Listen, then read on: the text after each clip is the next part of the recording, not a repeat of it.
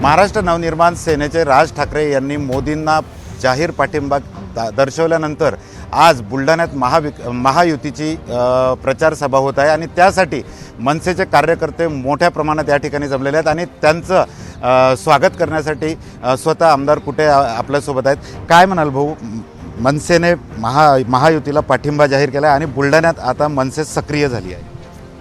माननीय राजसाहेब ठाकरे यांच्याबद्दल सर्वच भारतीय जनता पार्टीच्या कार्यकर्त्यांमध्ये सुद्धा एक आकर्षण असतं. त्यांच्या नेतृत्वाबद्दल एक प्रकारचं त्यांचं नेतृत्व जे आहे हे आश्वासक वाटतं आणि म्हणून भारतीय जनता पार्टी शिवसेना कार्यकर्त्याच्या मनात इच्छा होती की माननीय राजसाहेब आपल्यासोबत असावेत आणि निश्चितपणे राजसाहेबांनी जी भूमिका घेतली, मोदीजींना तिसऱ्या वेळेस पंतप्रधान बनवण्यासाठी राजसाहेबांनी कोणतीही अट आणि शर्त न ठेवता मोदींना पंतप्रधान बनवणे एवढाच एक उद्देश समोर ठेवून भारत देश हा विकासाच्या मार्गावर प्रगतीवर गेला पाहिजे या दृष्टिकोन त्यांनी जी भूमिका घेतली त्याचं आम्ही निश्चितपणे स्वागत केलेलं आहे. आणि आता आपण बघताय की मनसेचे सर्व कार्यकर्ते जे आहेत ते कोणतीही अपेक्षा न ठेवता तन मन धनानं स्वतःवरून या महायुतीचं काम करतायत.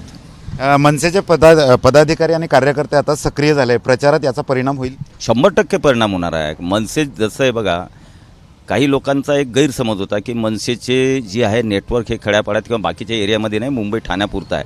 परंतु प्रत्येक मतदारसंघामध्ये मनसेचे कार्यकर्ते आहेत आणि चांगल्या क्वालिटीचे आणि चांगल्या निष्ठावान कार्यकर्ते मनसेचे, जे उभाटा गटाच्या कार्यकर्त्यांपेक्षा अतिशय चांगले कार्यकर्ते मनसेमध्ये राष्ट्रसोबत आहेत.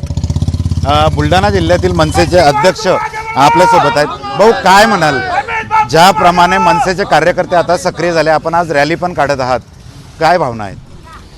सन्माननीय राजसाहेब ठाकरे यांनी हा महायुतीला जो बिनशर्त पाठिंबा दिलेला आहे त्या पाठिंब्याचं सगळे जिल्ह्यातील आज सर्व कार्यकर्ते हे जोमाने माननीय प्रतापराव जाधव यांच्यासोबत उभे राहून खंबीर नेतृत्व ठेवून राहिले ते.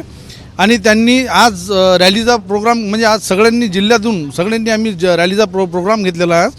जो जितक्या ताकदनं होईल तितक्या ताकदनं आम्ही प्रतापराव जाधव यांना आम्ही निवडून आणू.